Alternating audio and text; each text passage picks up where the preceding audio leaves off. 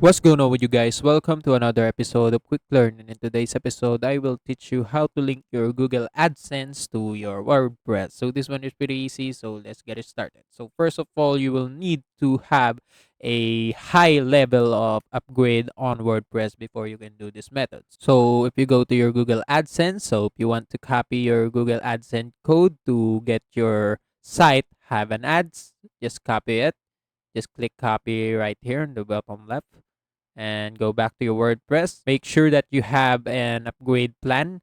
Then go to appearance and go to theme file editor. As you can see, I don't have theme file editor because I only use pre-plan on WordPress. But if you have an upgraded plan on WordPress, you should be able to see it. And after that, you go to the theme file editor under appearance, just click that and it will redirect you to this page right here. And under that, you will find under the theme files, you will need to find header.php. Just click that. After you click that on the tag section, you will just need to find the first header tag right there and just click enter and paste your Google AdSense code right there and just click save. And that's it. That's how you link your Google AdSense code on WordPress. And also, that's it for today's episode. If you want more to this channel, please like this video, click the notification bell, and don't forget to subscribe. See you in the next one.